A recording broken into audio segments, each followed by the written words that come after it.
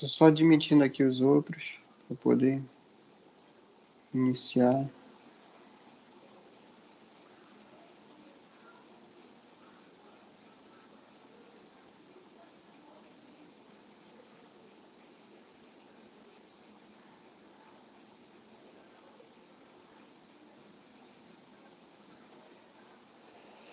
Já iniciei a gravação também, tá, pessoal? Então, vocês estão sabendo que semana que vem é semana nova, não é mesmo?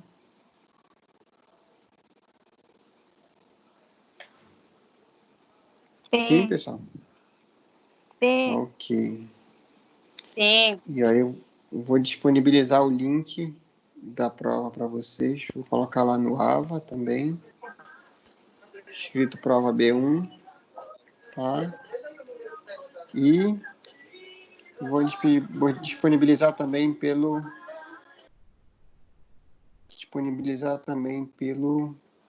WhatsApp, ok? Mas aí o link só vai ficar aberto realmente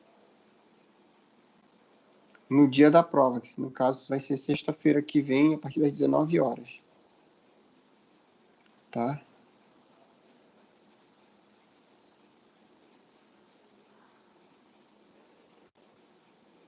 Antes disso, hoje, no final da aula, um pouquinho mais no final da aula, eu vou passar um link para vocês, que aí já vai ser sobre os exercícios, um exercício da aula de hoje. Tá? Então, vamos lá. Chegou quem tinha que chegar e pronto. Eu só colocar aqui para gravar essa tela toda e mostrar todos os convidados.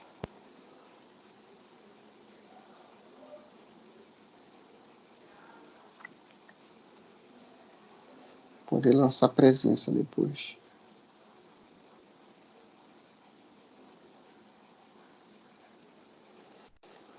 Não sei porque a Luana, tu me ouve, Luana?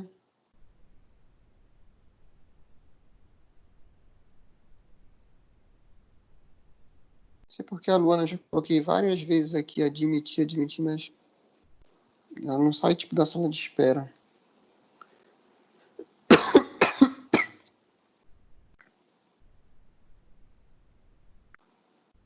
Olha o coronavírus.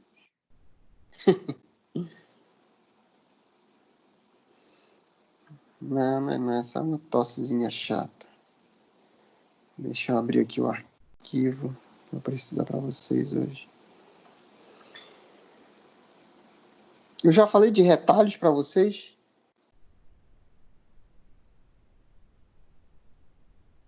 Hein, pessoal? Não. O quê? Falou o quê, professor? Retalho cirúrgico. Não. Não. E eu já falei para vocês sobre as manobras básicas em cirurgia?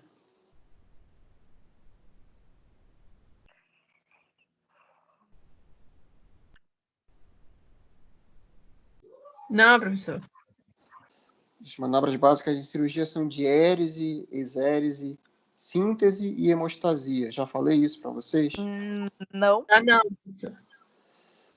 Tá, isso realmente estava na minha cabeça, que ainda não tinha falado. Então, vamos lá. Foi na outra turma que eu falei sobre isso. Deixa eu achar aqui essa aula.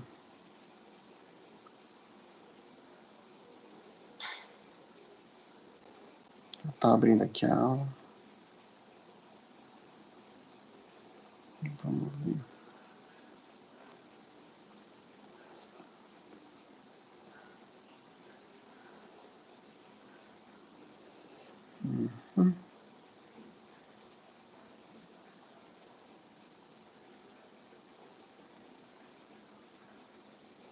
Isso. Ok, vou começar a compartilhar minha tela com vocês, tá? E aí, quando eu compartilho a tela, eu não vejo mais a sala realmente. Então, aí vocês vão me falando que eu vou parando para admitir as outras pessoas aí. Tem gente Tá? falando no grupo que não tá conseguindo escutar. Não está conseguindo escutar? Mas vocês estão me escutando bem, o pessoal que está falando comigo agora. Eu tô escutando normal. Então deve ser problema da internet, né? Eu Porque também. se uns conseguem escutar bem, outros não, então a gente só pode supor que seja da internet. Né? Tá aparecendo o slide aí para vocês, pessoal? Sim. Ok, Pra mim, então não. vamos começar. Só esperar para ver se vai começar o slide aí. Daqui a pouco deve estar chegando aí. Né? Já, professor. Mas deixa eu falar para vocês. Ó, vou falar hoje para vocês sobre manobras básicas em cirurgia. Ok? O que é isso daí? São procedimentos, são etapas básicas de toda e qualquer cirurgia, tá?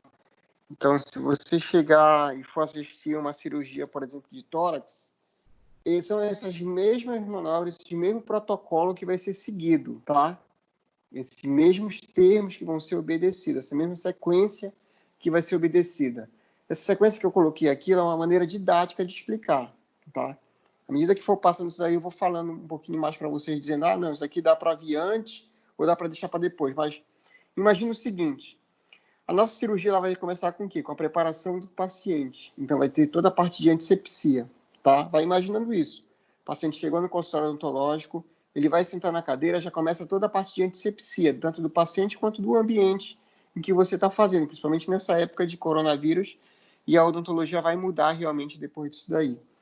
Para quem já é afeito à cirurgia, nada vai mudar, entendeu? Porque já é praxe, já é rotina fazer isso daí, dentro da cirurgia. Mas para outras disciplinas, para outras especialidades, vai mudar um pouquinho mais, tá? Então, já começou com a antisepsia desse paciente, do campo em que a gente está trabalhando. Depois da antisepsia, o que vem no paciente realmente, procedimento? Vem a parte da anestesia. Então, a gente vai estudar a parte da anestesia especificamente para esse paciente, e para aquele caso que a gente vai fazer.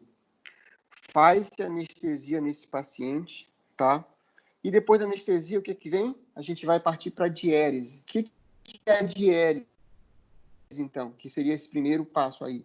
A diérese, ela significa romper ou interromper a integridade tecidual, tá? Então, Professor, obviamente que se eu vou fazer um ato tem cirúrgico... gente pedindo Oi, pro senhor diga. aceitar. Tem gente pedindo pro Tá, senhor deixa eu aceitar. sair aqui. Deixa eu sair aqui da tela, então, que eu não vejo a tela lá da sala quando eu estou no slide.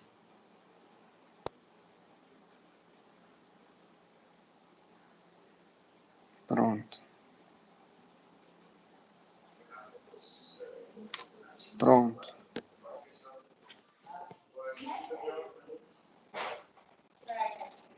Novamente, só a Luana não consegue entrar, não sei porquê. Não sei se ela está me ouvindo aí. Tá? Não sei se ela está me ouvindo, a Luana. Vou voltar a transmitir minha tela, tá? Professor, ela disse que vai ficar, ela está tentando entrar aqui. Eu falo da Cris. Da Luana. Luana Borges. Ela aparece aqui só na sala de espera, mas não consigo colocar. Eu coloco admitir, mas não consegue colocar para dentro. Não sei porquê.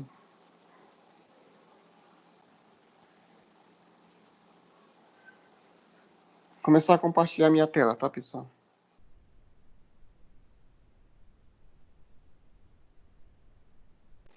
Vamos lá. Ok. Então, quando a gente fala de cirurgia, que é o que a gente está falando, a gente vai precisar entrar em contato com o interior de todo e qualquer tecido. A gente vai ter que romper essa integridade tecidual, ok? E aí a gente tem que ter cuidado o quê? Com as áreas anatômicas, ok? Com acidentes anatômicos. Os mais importantes para a gente são vasos, realmente, quando a gente fala em cirurgia. Grandes vasos calibrosos, artérias e veias, né? E a parte da inervação também, os nervos que passam em determinadas regiões, então a gente não pode lesar esses nervos.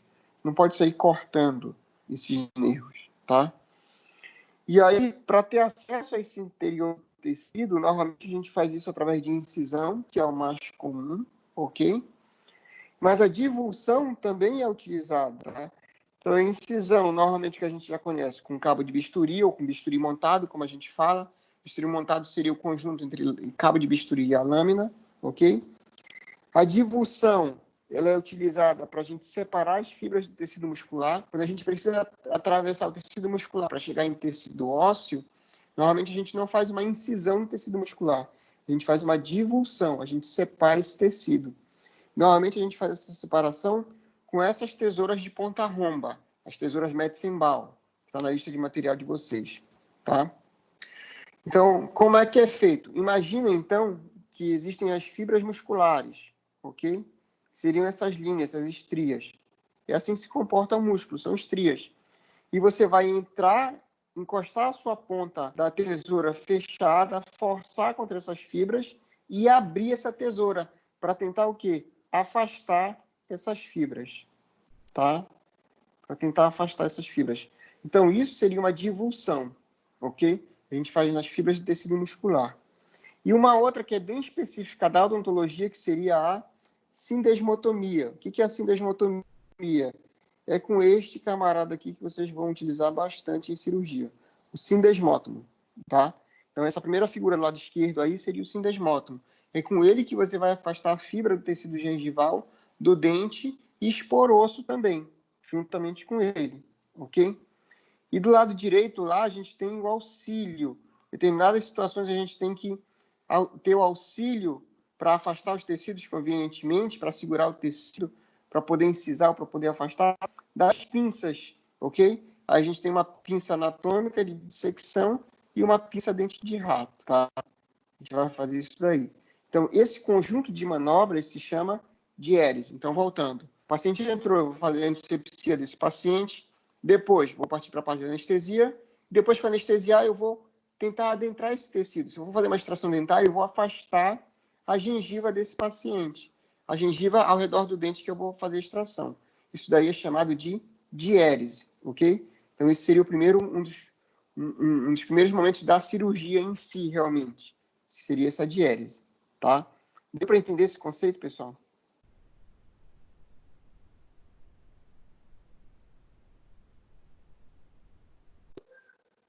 Sim? Deu para entender o conceito? Sim! Ok. Vamos lá. Então, aí a gente tem o cabo de bisturi número 13 e número 7. Normalmente a gente utiliza mais o cabo de bisturi número 3, ok? Obviamente que a gente tem que ter conhecimento do instrumento que a gente vai utilizar, tem que ter muito cuidado também com o manuseio dele, ok? Mas principalmente, como eu já falei para vocês, esse conhecimento anatômico da área onde vai ser feita essa incisão. Aqui os tipos de lâminas mais comuns que a gente tem. Então, a gente tem a 10, a 11, a 12, a 15 dentro da odontologia. E uma especificamente que é bastante utilizada e recomendada, que seria a 15C. A diferença da 15 e da 15C é que a 15C tem uma ponta ativa menor, mais delicada, ok? E a lâmina de bisturi número 12, ela é especialmente desenvolvida e ajuda muito a gente quando a gente quer alcançar a região distal, por exemplo, de um dente superior, lá do segundo molar. Isso daqui vai ajudar bastante a gente, a lâmina de número 12, tá? Então, já passei de slide, tá? Agora está numa figura lá mostrando a montagem e a desmontagem do cabo de bisturi. Está aparecendo para vocês isso? Sim? Sim, pra mim, raiz não tá parecendo normal. Professor, tem gente esperando o senhor aceitar de novo. Tá bom, vou sair da tela.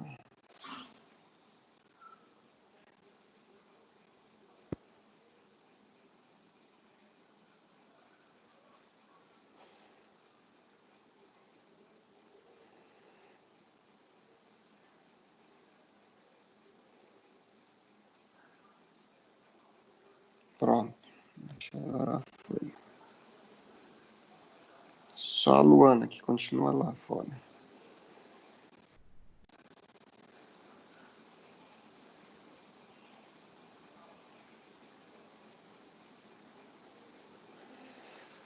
Pronto. lá. Vou teclado de escada de novo. Começar a compartilhar novamente.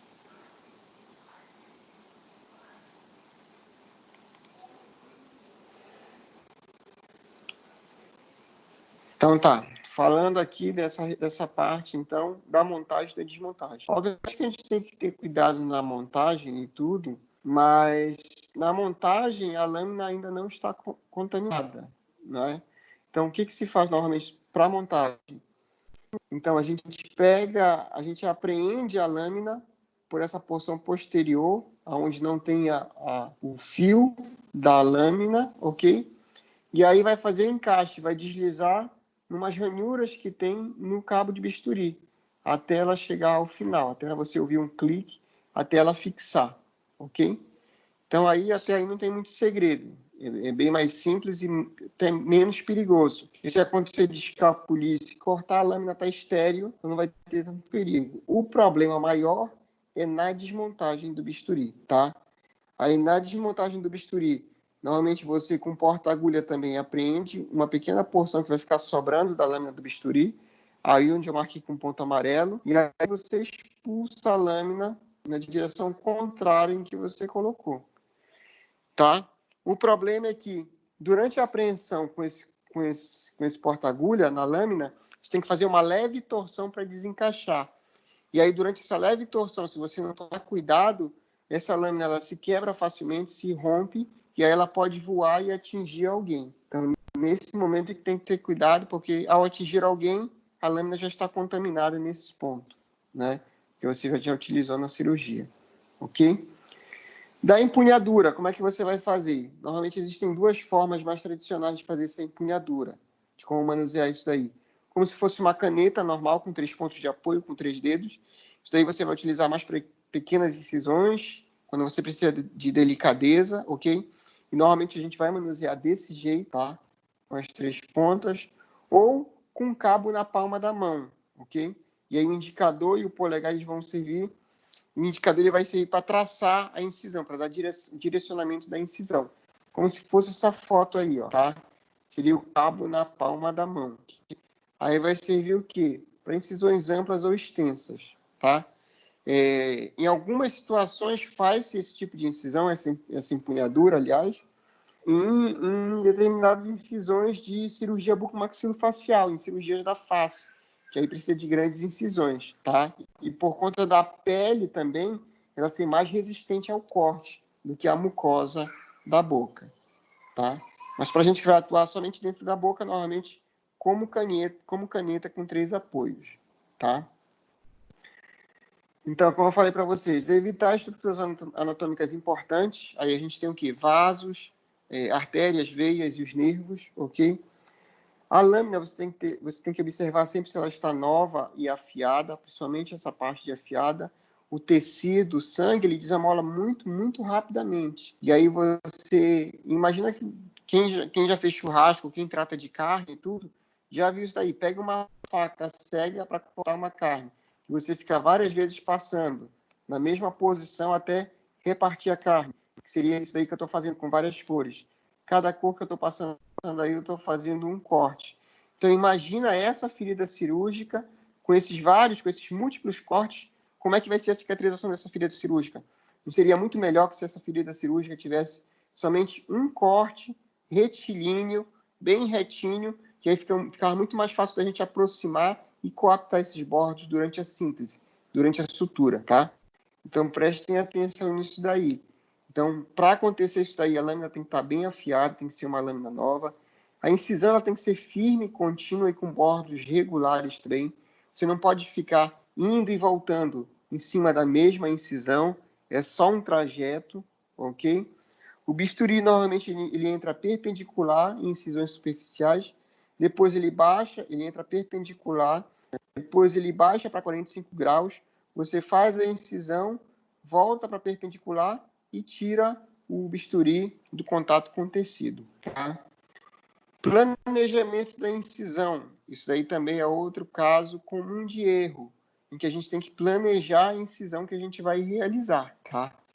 No começo, a gente fica meio com dó do paciente de fazer uma incisão muito ampla, Só que a gente não percebe que se a gente não fizer uma incisão, um retalho de forma adequada, vai se tornar mais difícil o ato operatório, e em se tornando mais difícil o ato operatório, vai demorar mais, e o pós-operatório vai ser pior desse paciente.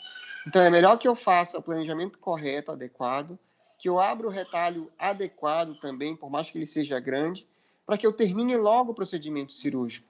E isso sim vai ser melhor para o paciente, tá? Então, a incisão deve proporcionar um campo amplo e totalmente visível do que a gente vai fazer, do que a gente planejar. Tá? Então, aqui eu passei de slide, tá? A figura está mostrando, então, o seguinte. O bisturi ele vai entrar no ângulo perpendicular, 90 graus, baixar depois para 45 graus, fazer a incisão, voltar para o ângulo de 90 graus e sair de contato com o tecido. Oi, pode falar. Tem muita gente tentando entrar na aula lá no grupo. Tá faltando só eu aceitar. Ah, tá. Deixa eu ir lá, então. Eu acho que o pessoal deve ficar caindo e voltando.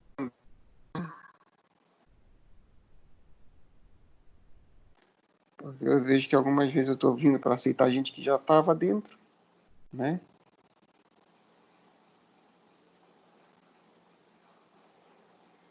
Pronto. Agora. A Luana acho que entrou agora. Professor? Oi. Pode falar. Eu e mais outras pessoas, a gente não está conseguindo visualizar a imagem de slide que o senhor tá mostrando aí. Uhum. Acho que é questão da internet mesmo, né? O senhor está postando essas aulas no AVA? Essas aulas online? As aulas... No AVA, como eu falei para vocês, não sei se estava presente na aula que eu falei disso daí.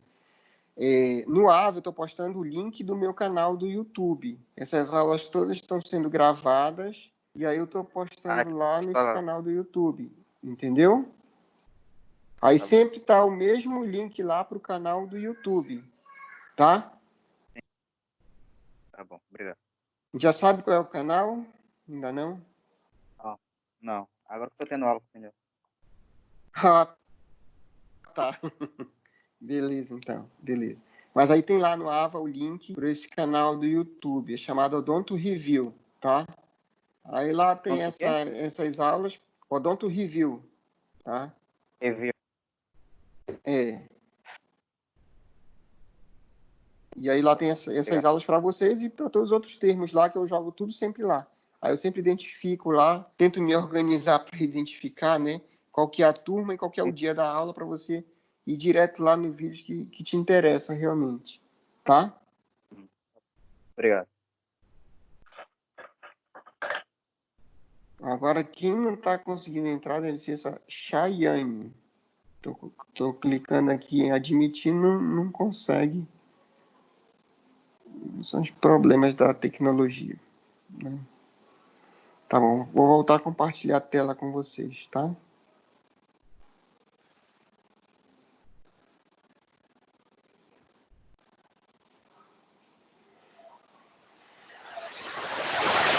Então, tá. Então, ó, esse próximo slide está escrito diérese e incisão. A maioria tá vendo aí? Não. Não tô vendo nada. Não tô vendo. Não. Deve estar chegando de jegue aí. É a nossa internet hoje. Ontem eu nem consegui dar aula para uma turma porque estava sem conexão aqui em casa. Apareceu aí, pessoal? Não. Não tá dando pra ver nada ainda. Não tá dando para ver nada ainda. Já. Tá começando a aparecer para alguns, né?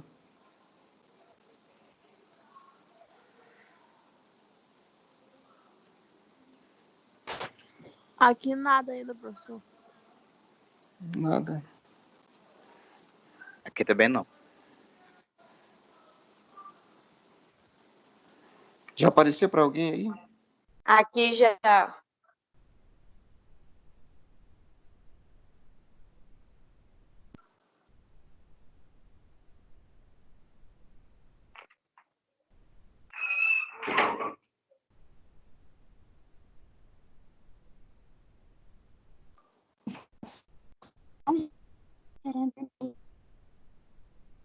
Vou começar a falar pelo slide, tá bom?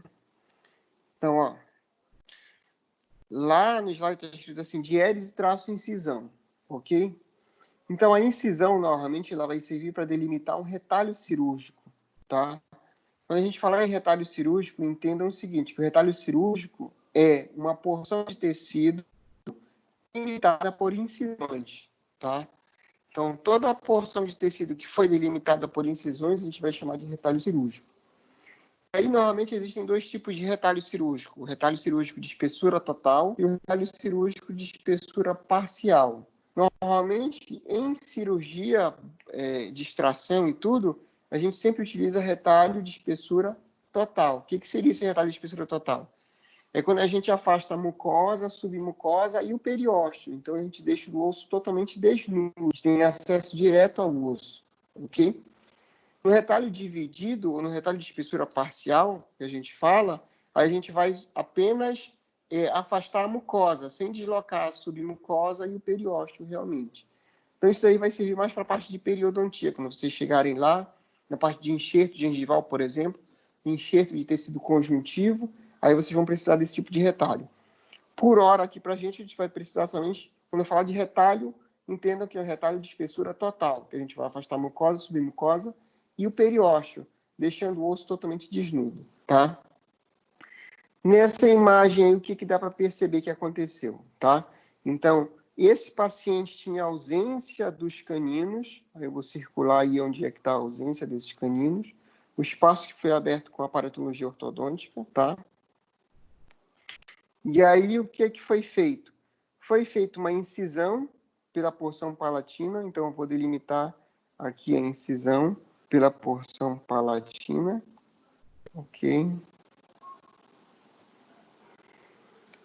E aí, todo esse retalho, vou pintar aqui o retalho, todo esse retalho, esse tecido, ele foi convenientemente afastado, tá? Onde está pintado, seria o tecido do palato. Por que ele foi afastado, esse tecido aí? Ele foi afastado que é para poder dar passagem para se fazer a osteotomia, e aí foi feita a osteotomia. Com a osteotomia, a gente chegou numa porção desse canino que estava incluso aí e colou o aparato ortodôntico para poder fazer o tracionamento desse elemento dentário para a sua posição real, que deveria ser, tá? Então, isso aí é só para exemplificar o quê? Que esse pedaço de tecido aí do palato que foi afastado, isso daí é um retalho, tá? Vou passar de slide aí. Tá aparecendo aí para a maioria? Sim, professor.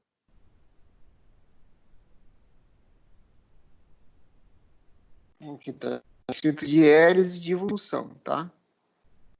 Então, a divulsão, como eu falei para vocês, é a divisão ou separação dos tecidos. A gente vai utilizar uma tesoura de ponta romba, nesse caso a Metzimbal, que está no material de vocês, com auxílio das pinças de dissecção. Okay? Qual que é esse modo de ação que eu falei para vocês? A ponta ativa entra fechada, encosta no músculo com força realmente, abre-se a ponta ativa dessa tesoura e remove essa tesoura de dentro do tecido. E assim vai repetindo esse movimento até abrir as fibras, até abrir caminho ao osso realmente. Tá? E aí depois chegou no osso, faz o descolamento do periósteo com um descolador de Molt, do tipo Molt, ou com sinesmoto. Esse seria a divulsão, tá?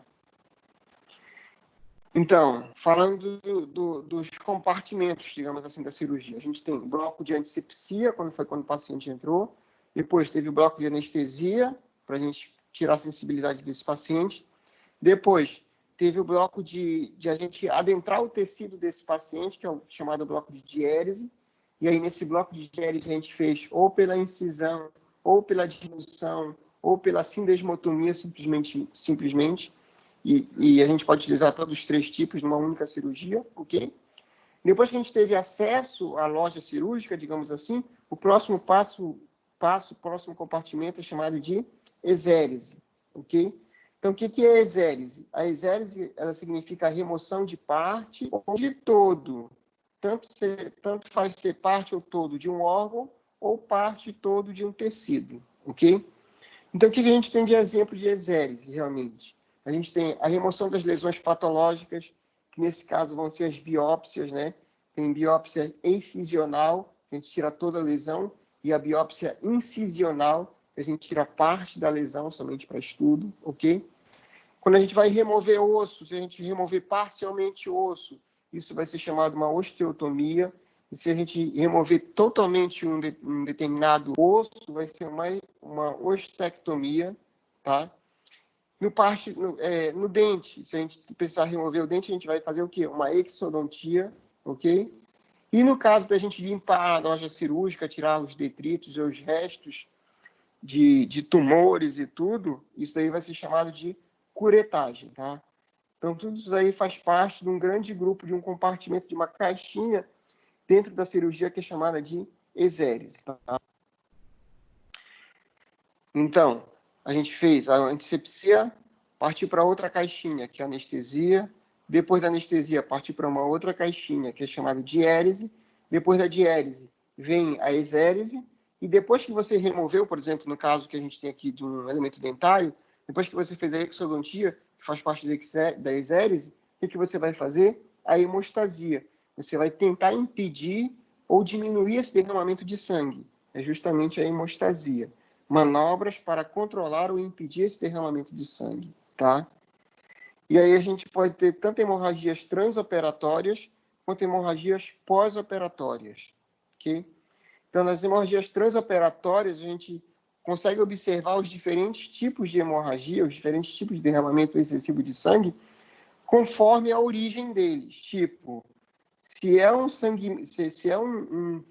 uma hemorragia de uma artéria que foi inadvertidamente rompida, a gente vai ver um alto fluxo de sangue, alto mesmo fluxo de sangue, e um fluxo pulsátil também, porque vem direto desse ritmo do coração, tá? Para vocês terem uma ideia, é muito sangue que jorra, tá? É tipo, uma das primeiras medidas para se fazer hemostasia é você fazer a compressão com gás.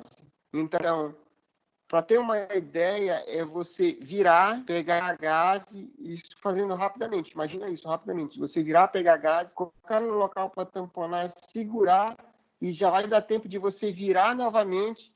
Quando você pegar o próximo chumaço de gás para colocar aquela que você colocou, já está totalmente embebida em sangue, de tanto sangue que flui nesse momento. E você vê esse fluxo pulsátil desse sangue. Então, você já identifica que é de uma artéria realmente, tá? Depois a gente vai falar para as medidas de contenção disso daí. Mas se você não conseguir identificar um ponto específico de onde que vem esse sangramento, ok? Mas forem vários pontos, aí significa o quê? Uma hemorragia capilar, que você rompeu vários capilares e o que é esperado de toda e qualquer cirurgia, tá? Que seria uma hemorragia do tipo em lençol, que a gente fala. E se você observar um grande fluxo de sangue também, contínuo, mas que você não consegue identificar muito o ponto de onde é que vem, ou consegue identificar o ponto, mas ele não é pulsátil, aí seria de uma veia, tá? Então, esses são os tipos de hemorragias transoperatórias e hemorragias pós-operatórias. A gente tem tanto a imediata, tá? No momento do ato cirúrgico, você está fazendo o procedimento cirúrgico e tem a hemorragia, porque lesou algum vaso, ok? E tem a tardia também. Você terminou a cirurgia, não houve hemorragia, fez toda a síntese desse paciente, o paciente foi liberado, foi para casa e horas depois, ou mesmo dias depois, esse paciente vem relatar que a boca encheu de sangue, muito sangue, provocando, então, uma hemorragia tardia. Aí tem que retornar para o consultório para poder fazer todo o procedimento de sutura novamente. Então, o primeiro método de hemostasia que a gente tem aí é a compressão, tá? Então, a gente vai pegar o chumaço de gás e comprimir o local por 10 minutos. Toda e qualquer hemorragia compressão. Não importa de que seja, se é de artéria, de veia ou de vários capilares. Sempre compressão. E aí depois você vai partir para um método específico. Tipo, se for de uma artéria, por exemplo, ou de uma veia, aí você vai partir para a pinçagem, ok?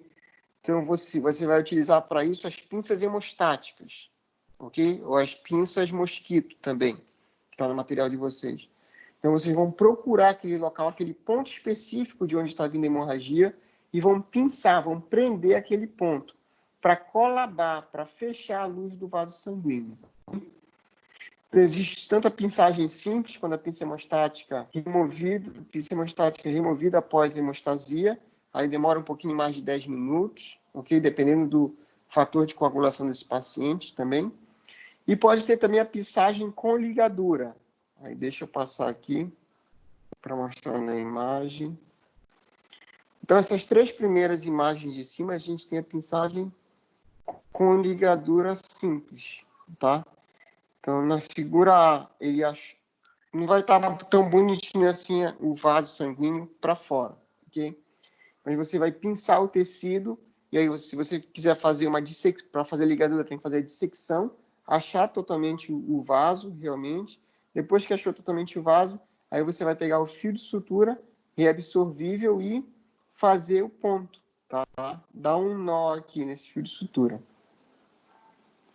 para poder fazer essa hemostasia, ok?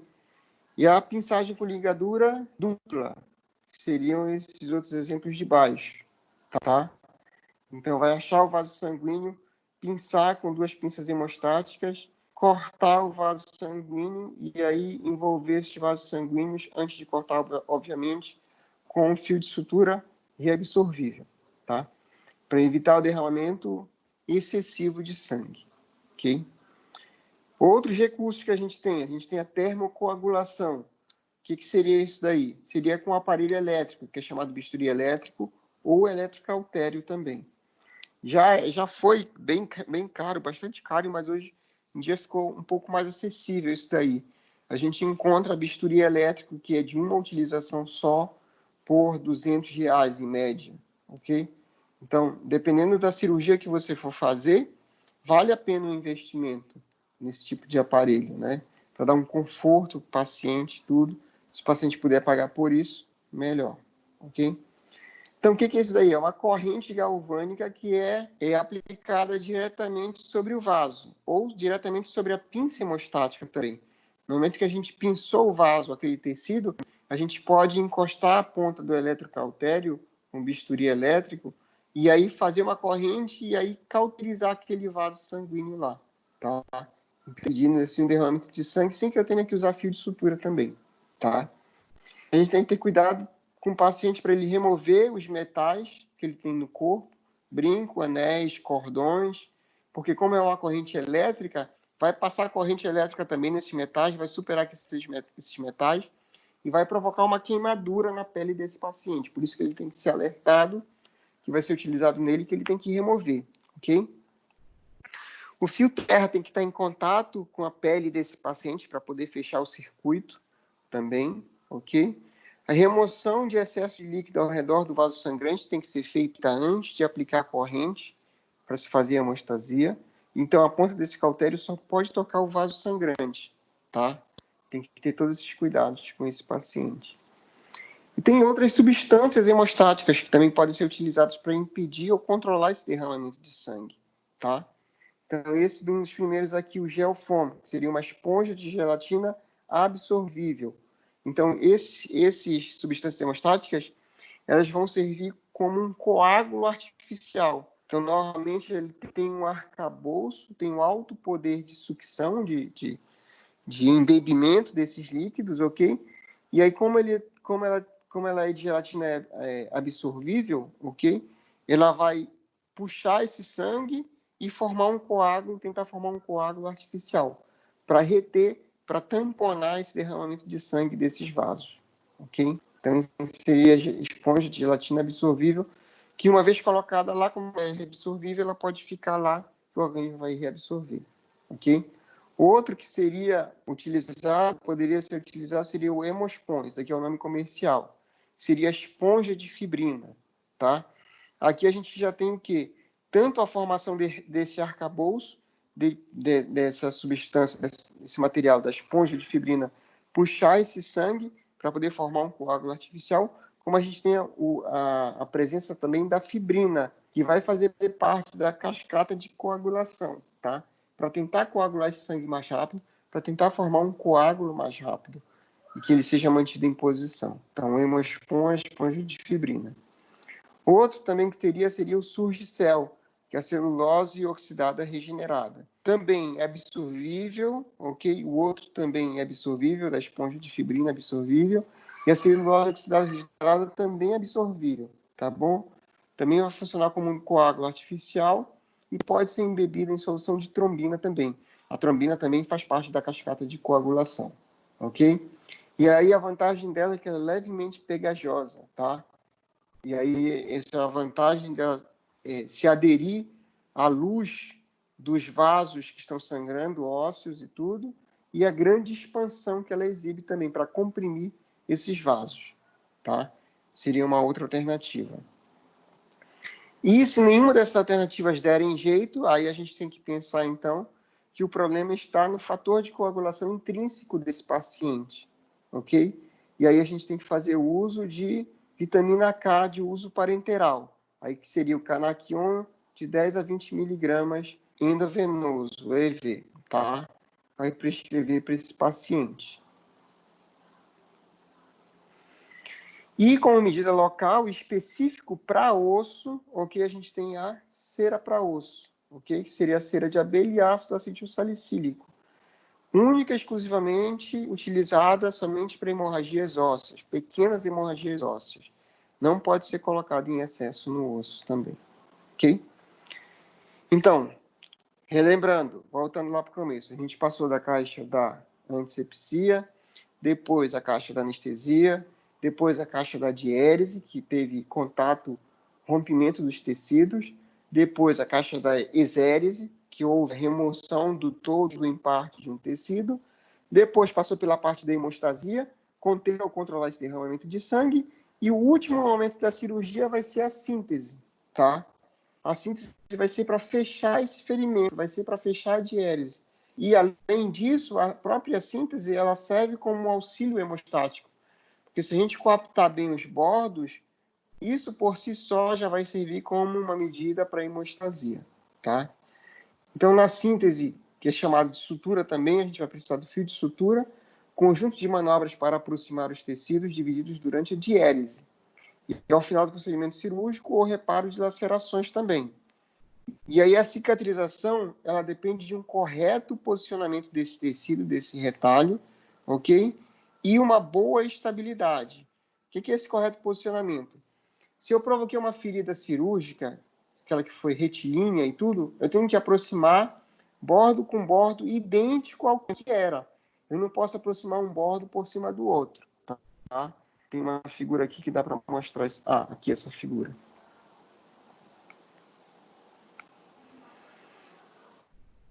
Dá para todo mundo ver aí, ou a maioria ver? Uma figura que tem tá escrito síntese lá em cima e uma figura lá embaixo.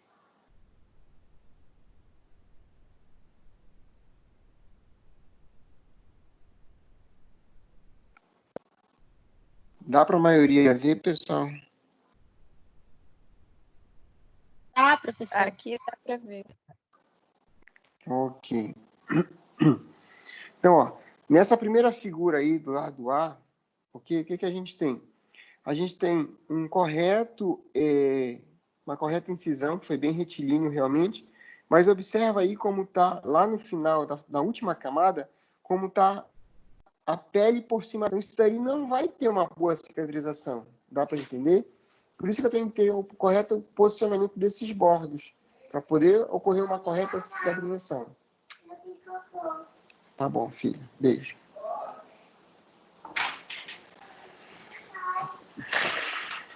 Desculpa, pessoal. Então, a gente tem que ter esse correto posicionamento dos bordos para poder haver uma correta cicatrização. Tá? Então, isso daí a figura está mostrando o que está de errado. Além disso, o que a gente pode observar? A gente pode observar que tem vários fios de sutura aí. Por quê? A gente, conforme os tecidos, os planos que a gente vai ultrapassando, a gente tem que voltar suturando, a gente tem que voltar fazendo a síntese desses planos convenientes. Então, nota que lá embaixo, por exemplo, o tecido muscular, a gente tem que suturar camada por camada do músculo, tá? Depois que passou da camada muscular, a gente tem que suturar camada por camada do tecido adiposo. Depois que passou o tecido adiposo, a gente tem que suturar camada por camada de mucosa e depois camada por camada de tecido cutâneo, realmente, de pele, realmente, ok? Então, isso daí é sutura por planos, ok? Quando a gente não executa essa sutura por planos, aí a gente já pula para essa figura do lado direito aí, a gente tem o quê? A gente tem formação de espaços mortos, que eu delimitei aí de roxo. O que seria esse espaço morto? Então, seria um dos planos que eu não efetuei a sutura de forma convenientemente, ok? E formou esse acúmulo, ok? De sangue, porque aqui vai ficar totalmente preenchido de sangue. E em ficar totalmente preenchido de sangue, eu tenho um risco maior de infecção aqui, porque eu tenho um grande acúmulo de nutrientes para as bactérias que podem entrar, o quê? Pela ferida cirúrgica, tá? Então, eu não posso deixar esses espaços mortos durante a minha síntese por planos, ok? Então, como eu falei para vocês, eu tenho que ter o quê? Esse conveniente aproximação dos bordos e eu tenho que ter estabilidade também, porque as células elas não vão conseguir, teoricamente, fantasiosamente, para vocês entenderem, se darem as mãos para se ligarem de um lado e do outro, se sempre na hora que elas estão dando a mão, eu vou lá e mexo no retalho. Tá? Dá para entender aí? Então, por isso que eu tenho que ter estabilidade desse retalho. Esse retalho tem que ficar o mais estável possível, o mais parado possível, para que essas células consigam se regenerar e se ligar de um lado ao outro. Tá? A síntese ela tem que proporcionar isso daí, a esses retalhos. Tá? Então, para a síntese, eu vou precisar de porta-agulha, que está pedindo lá no material de vocês, a porta-agulha de maio, ok? Do fio de sutura, as pinças cirúrgicas, que são de dissecção, a de dente de rato. No caso de vocês, a gente está pedindo só uma lá, que é de diretriz, ela já vai substituir. Essas duas numa só, ok? E as tesouras, nesse caso, a tesoura íris, ok? Seria essa tesoura com uma ponta bem aguda, tá? A respeito dos fios de sutura, a gente tem fios de suturas tanto absorvíveis quanto não absorvíveis, tá? Então, os fios de sutura absorvíveis, nós temos o catgut, o ácido poliglicólico e o poliglactina 910, tá? Dos não absorvíveis, então, a gente tem os naturais, que são seda, algodão, linho, e os artificiais, que seriam nylon, poliéster e polipropileno, ok? O catgut, que é um fio de sutura absorvível, ele é produzido a partir do intestino do carneiro ou do boi. Existe tanto catgut simples quanto catgut cromado, tá? A diferença de um e de outro é que o catgut, ele vai sofrer a hidrólise, ele vai sofrer essa reação tissular e vai perder a tensão dele, a resistência, lá pelo 5º ou pelo 7º dia, ok? E aí, por conta disso, ele perde a tensão muito rápido. Okay? Então, ele pode abrir a ferida antes do tempo. Então, para resolver esse problema, adicionaram cromo básico, fizeram um revestimento de cromo básico nesse fio de sutura. Aí a gente já tem uma absorção mais lenta pelo organismo. Aí a resistência já vai segurar por 9, 14 dias, suficiente realmente para que haja a reparação da ferida. Tá? Ele tem que ser mantido todo o tempo úmido também, esse fio, tanto é que na embalagem dele, quando você abre, ele tem um soro, ele tem um líquido lá dentro. Ele tem que ser mantido todo o tempo úmido. Se ele ficar seco, ele fica que nem uma lixa. E aí você vai produzindo mais injúria no tecido se você passar ele no tecido seco. Tá? Depois tem os sintéticos absorvíveis, o ácido poliglicólico e o poliglactina 910. São sintéticos, então, absorvíveis pelos macrófagos, não sofrem a decomposição enzimática, por isso eles duram mais tempo, seguram a resistência mais tempo no locais onde eles colocam, ok? Em contrapartida, provocam uma reação tissular na pele, no tecido cutâneo. Então, eles são mais propensos a formar queloides, ou cicatrizes mais proeminentes na pele. Então, eles não são tão indicados para que se utilizem na pele. E são bem mais caros também. Dos não absorvíveis, a gente tem os monofilamentares e os multifilamentares. Então, os filamentares são relativamente rígidos. O principal que a gente observa dele é a dificuldade de nó, tá? Quem já foi pescar ou quem já manuseou o fio de nylon, que é o fio monofilamentar, sabe da dificuldade que a gente tem de dar nó.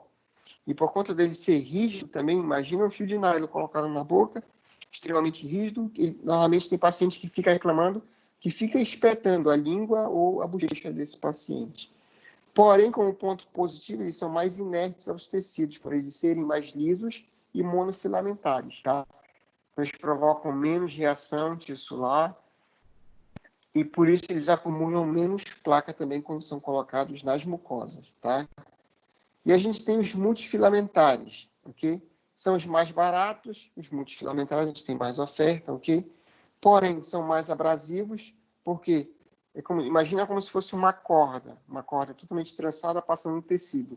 Obviamente que ele vai lixar, ele vai ter um atrito maior contra esse tecido. Por isso, então, eles são mais abrasivos. E maior suscetibilidade à infecção na ferida cirúrgica. Porque se eles são trançados, eles têm esses espaços entre essas tranças aí, eles acumulam mais placa também.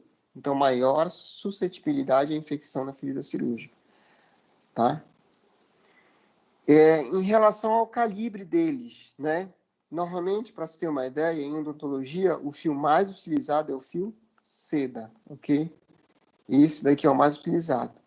E aí a gente compra esse fio seda, esse fio agulhado, a gente compra com relação ao calibre, a espessura desse fio. Normalmente a gente utiliza em odontologia o seda 3.0 e o seda 4.0, ok?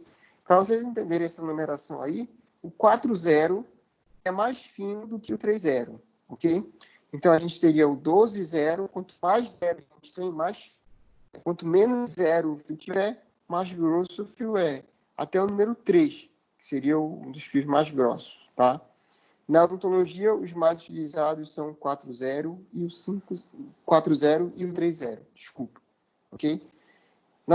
Em determinados ramos da odontologia, quando você vai partir para determinadas cirurgias bem delicadas, determinadas cirurgias de enxerto gengival, de periodontia, até mesmo da implantodontia, aí você chega a utilizar fios bem finíssimos, realmente, que aí seriam fios 5.0, 6.0, e normalmente seriam esses fios de nylon, que são utilizados mais finos, ok? Mas para a gente, no nosso dia a dia, na odontologia para extração, seda 4.0 ou 3.0, tá? A agulha de sutura, ok? Então, o formato da agulha também, quando vocês forem comprar, atentem para isso daí. Então, ele vem normalmente um desenho mostrando como é que é a morfologia dessa agulha, ok? E o mais indicado para a gente que trabalha na boca seria esse tipo de agulha que está aí na tela, tá? Seria uma agulha que a gente fala meia volta, ok? E aí, da morfologia dessa agulha, a gente tem a ponta ativa, realmente, que vai penetrar no tecido. Depois disso, a gente tem o corpo da agulha. E aí, depois, a gente tem a porção terminal, que é onde vai se ligar o fio nessa agulha, tá? Obviamente que hoje em dia, mas só para título de conhecimento, hoje em dia não se faz tanto essas agulhas que você tinha que colocar o fio, tinha que passar o fio, você tinha maneiras específicas de passar, então não se utiliza tanto hoje em dia. Hoje em dia, pela praticidade, até mesmo pelo preço, a gente utiliza já o fio agulhado, que seria aí essa outra região aí, que a gente tem uma agulha circular do tipo 3/8, do tipo meia volta, que é o mais indicado para odontologia, melhor de se manusear, e a agulha circular 5/8 também, que dá um pouquinho mais de meia volta, tá? Mas não é tão legal da gente utilizar.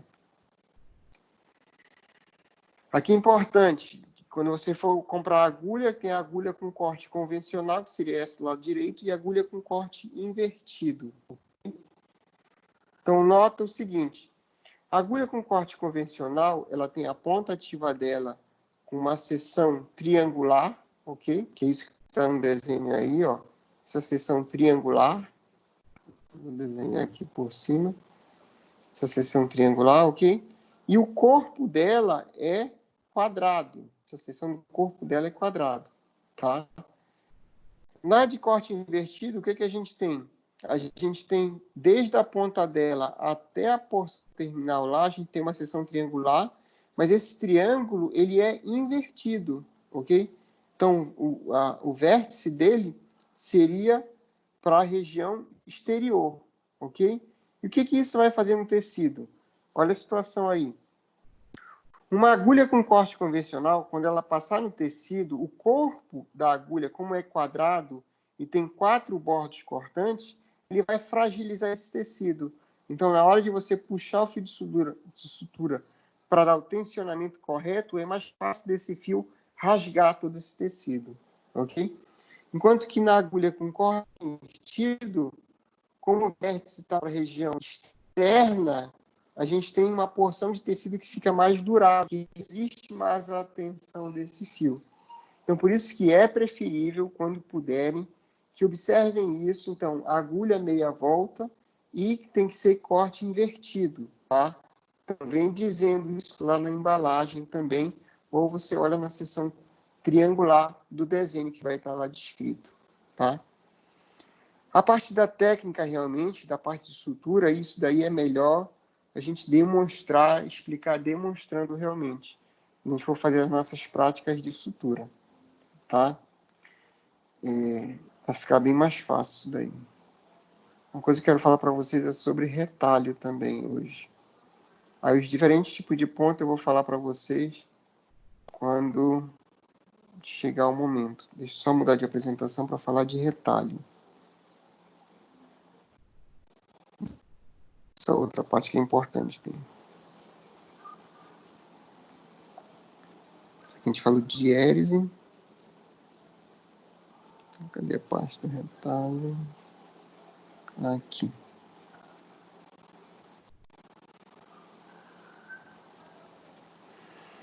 Então, ó, os tipos de retalho que eu tenho. Isso daqui, essa classificação é segundo o Prado, tá? O Roberto Prado e a Marta Salles, ok? Existem algumas pequenas, poucas alterações em relação a outros livros que vocês podem ver, que aí seria um nome diferente, por conta de um ângulo específico de determinada incisão ou outra, ok?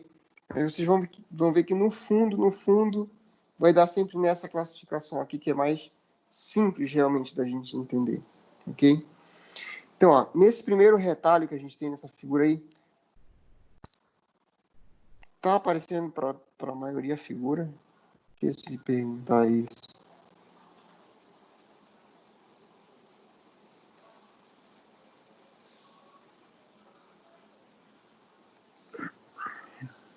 Tá aparecendo para a maioria a figura, pessoal?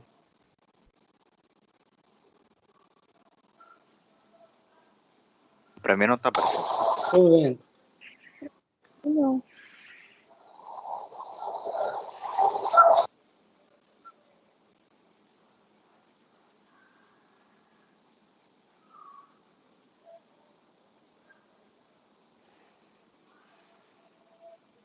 Nessa primeira figura, a gente tem um retalho do tipo envelope, tá? Como é que vai ser feito isso daí? Então, esse dente que está pintado de verde aqui, ele é o dente que vai ser removido da arcada dentária, ok? E aí, para a gente ter convenientemente acesso a ele para fazer a remoção, a gente vai o quê? A gente vai utilizar o sindesmotum e afastar a gengiva não somente ao redor do dente que eu vou fazer a extração, ok? Mas vou afastar a gengiva tanto do dente que eu vou fazer a extração, tá? De um dente posterior ao dente que eu vou fazer a extração e 2 dentes anteriores ao dente que eu vou fazer a extração.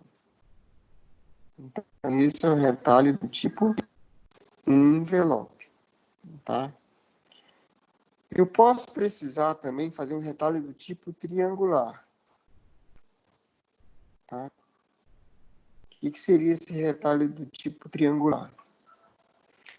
Esse retalho do tipo triangular, então, eu vou pintar de verde novamente o dente que eu vou remover.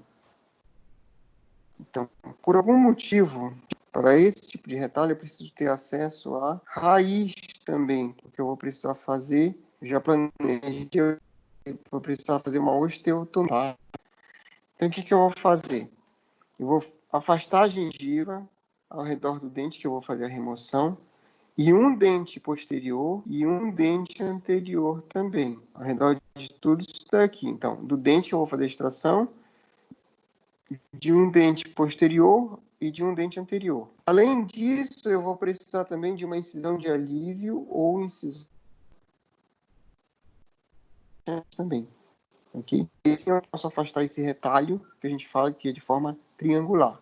Só uma incisão de alívio, que tanto pode ser na anterior, como está na figura, na imagem aqui, mas essa uma incisão de alívio poderia também ser na posterior, ok? Nesse dente outro aqui, posterior, tá? Ou uma ou outra no retalho triangular. E também o retalho do tipo trapezoidal, tá? O que seria esse retalho do tipo trapezoidal? Então, novamente, eu vou fazer a remoção desse elemento dentário de verde que eu estou pintando, ok? E aí eu vou abrir a minha incisão principal, não só ao redor do elemento dentário que eu vou fazer a remoção, mas um elemento dentário posterior e um elemento dentário anterior. Só que dessa vez, como eu preciso de uma amplitude maior, porque eu já planejei isso durante a minha cirurgia, eu preciso de visibilidade maior, eu vou fazer duas incisões relaxantes. Uma no dente adjacente anterior e outra no dente adjacente posterior. Tá? Esse seria o retalho de forma trapezoidal. A incisão semilunar. A incisão semilunar, ela tem uma indicação específica que é somente a abertura para que a gente tenha acesso a somente o ápice do elemento dentário. Por exemplo, no caso de ser necessário fazer uma apsetomia, de retirar somente o ápice radicular. Aí eu posso utilizar somente esse tipo de incisão aqui para remover somente o ápice radicular, nessa incisão semilunar. E aí tem a incisão também, a incisão... Deixa eu voltar aqui. Incisão em Y.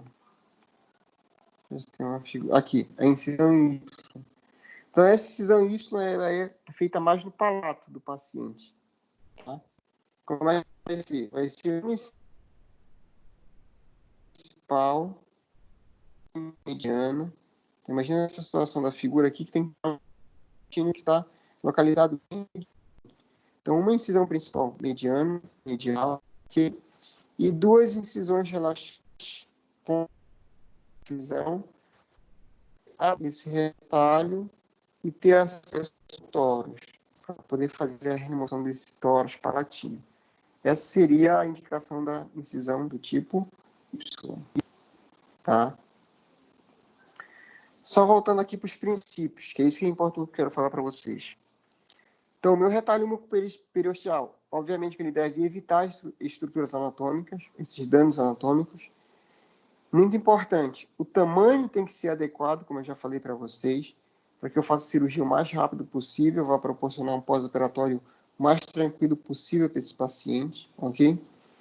As margens devem ser reposicionadas sobre o osso sadio, então por isso que eu sempre falo que tem que envolver sempre um elemento anterior e outro elemento posterior ao elemento que você vai fazer a remoção realmente.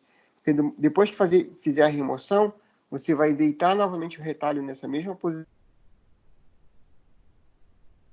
Se não tiver sobre o osso sadio, ele vai sofrer demasiada tensão, vai romper os pontos e expor toda a loja cirúrgica nesse paciente. No momento em que eu estou manuseando esse retalho, eu tenho que evitar distorções, lacerações e a compressão desse tecido, porque eu tenho que garantir que ele esteja convenientemente nutrido, e que ele não sofra também danos. Então, por isso que eu tenho que evitar distorções, que seria torcer esse paciente, ou mesmo lacerações. Imagina que eu não tenha cuidado com esse retalho e eu comece a passar broca cirúrgica em cima desse retalho. A cicatrização vai ser muito pior nessa situação. Assim como afastar sem tensão, ok? Para não rasgar, para não lacerar esse retalho, ok? E a base do retalho, essa é muito importante. A base do retalho, ok?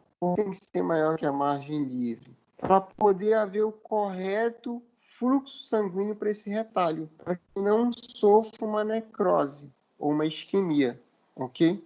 Então, a base desse retalho tem que ser maior do que a margem livre, realmente.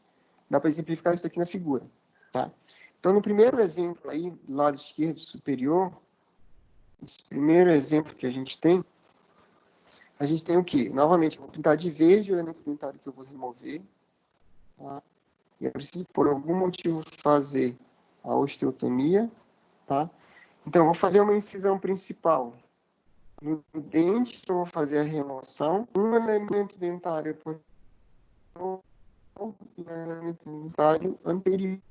As minhas incisões de alívio, para que eu afaste esse tecido, elas têm que ser parapapilar. Então, nota aí na figura, ó. Ela não está no meio, ela não está certo na papila, tá? Vou desenhar de azul, que seria certo na papila, tá? Ela não está desse jeito aí. O azul aí é errado, tá? Ela tem que ser o quê? Isso aí como está roxo. Ela tem que ser ao lado da papila, parapapilar. E ela tem que ser de forma oblíqua também. Então, ó, vê aí que ela está de forma oblíqua, tá? Ela está meio que deitada, um ângulo de 45 graus. Por quê? Eu falei para vocês, a base tem, tá? A base desse retalho tem que ser maior do que a margem livre. Para quê? Para que você continue chegando nesse retalho e nutrindo esse retalho adequadamente, tá? Na figura B aí, a gente tem o que não fazer. Por isso que está um X aí. Então, o que a gente tem? Vai ser removido o elemento dentário. Esse que está pintado de verde aí, ok? Minha incisão principal está correta. Eu vou englobar um elemento dentário que eu vou remover, mais um elemento dentário posterior e outro anterior. Mas a minha incisão relaxante, as minhas incisões relaxantes, elas não estão de forma oblíqua, elas estão convergindo. Então, olha aí o que está acontecendo. Ela está convergindo. Tá? E em convergindo, a minha porção livre do retalho, ó, ela fica maior do que a minha porção fixa. Tá?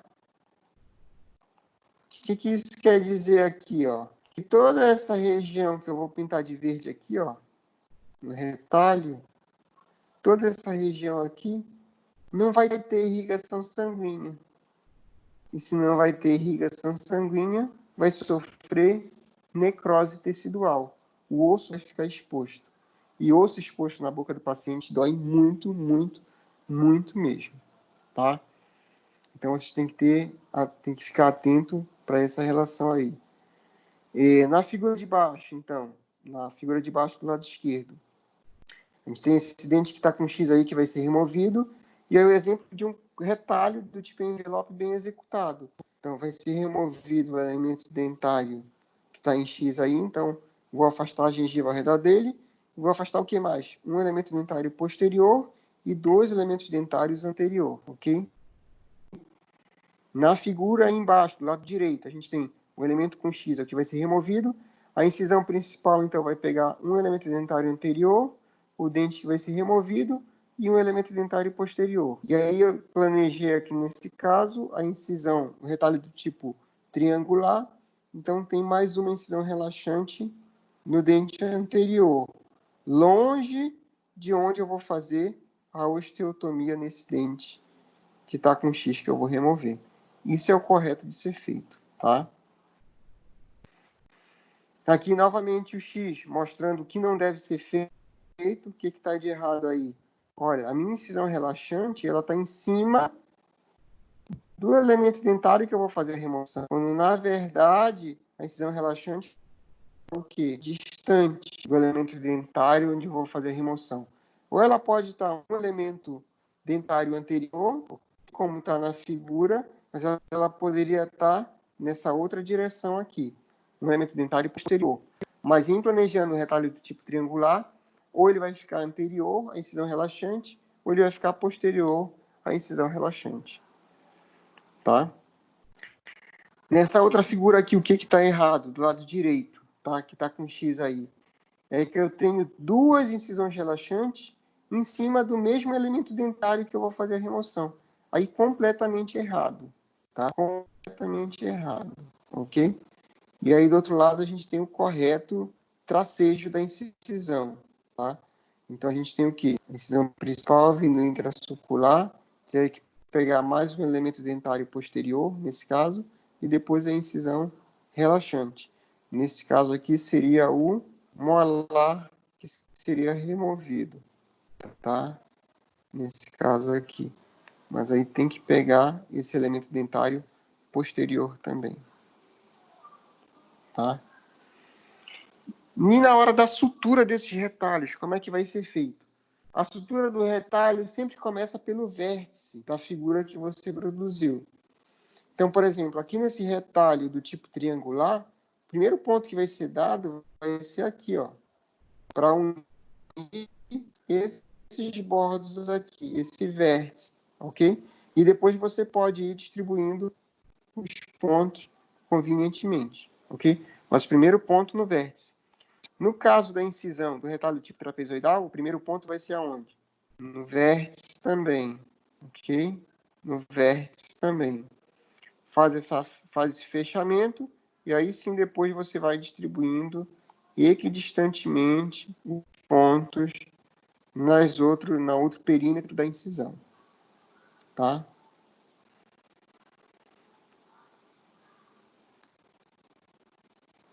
Sair da tela, pessoal.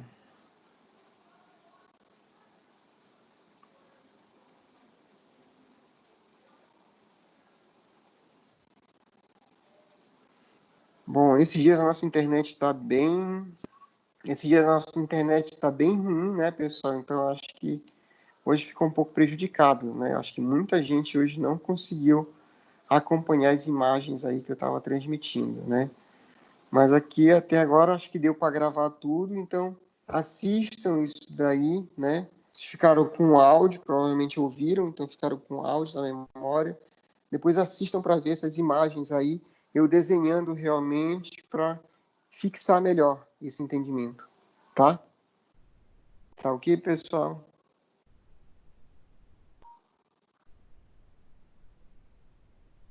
Tá bom, Ok, professor. Então, só relembrando para quem chegou depois, né? Ou para quem está chegando pela primeira vez também na turma, está acontecendo isso, né? As aulas são gravadas, as aulas estão gravadas, ok? Acho que na turma de vocês eu não esqueci de gravar nenhuma desde que a gente começou nesse método. E aí eu vou baixando conforme a internet vai dando também, né? Eu vou baixando e vou jogando lá para o YouTube. Lá no Ava tem esse canal do YouTube e eu já passei para vocês, para alguns daqui. Quem está chegando agora, entra no grupo do WhatsApp. Eu acho que deve ter lá no grupo do WhatsApp, né? Do canal do YouTube, tá? Se tem isso daí lá. Se não, me cobra de novo aqui pelo WhatsApp, que eu já mando também agora, tá? Então, as aulas ficam gravadas e eu vou subindo para lá. E aí, assistam lá também. Quem tem acesso ao AVA, fica gravado também em algum lugar lá da reunião. Se baixar o Teams, né? Gravado, dá para ter acesso por lá. Mas eu acho que é realmente mais simples o acesso pelo YouTube, O Ava né? não tá É pegando, mais professor. conveniente. Tá difícil então, hein, pessoal? Se não tá pegando lá. Então, pelo YouTube, né? Deve ser mais conveniente mesmo, né? Então tá. Então, só repassem isso daí pro pessoal que tá chegando agora. Quem já tem acesso, eu vou postar lá assim que eu baixar esse vídeo, tá? Daqui a pouco eu vou passar um exercício para vocês sobre essa aula de hoje, ok? E aí vai chegar um link, vocês acessam o link lá e resolvem o exercício lá, tá? Vai ser nessa mesma plataforma que vai ser executada a prova de vocês. A prova de vocês vai ser de forma objetiva, vai ser de marcar realmente, ok? E aí o tempo de prova vai ser 1h30, pelo menos foi isso até agora que o Fábio acordou com a gente, né? Vamos ver como é que vai estar a internet no dia também. Isso tudo pode ser revisto, isso tudo pode ser mudado, né? Então, tem início às 19 horas, eu vou passar o link antes para vocês no decorrer dessa semana. Quando for 19 horas, vocês já estão com o link, aí já começa a acessar o link, tá? Para ir resolvendo a prova. Depois que vai resolvendo a prova, já vai caindo lá para mim, e aí já vou fazendo a planilha com os pontos e tudo, para divulgar para vocês também, quanto que cada um tirou na prova. Acho que era isso de recados. Tá certo, pessoal?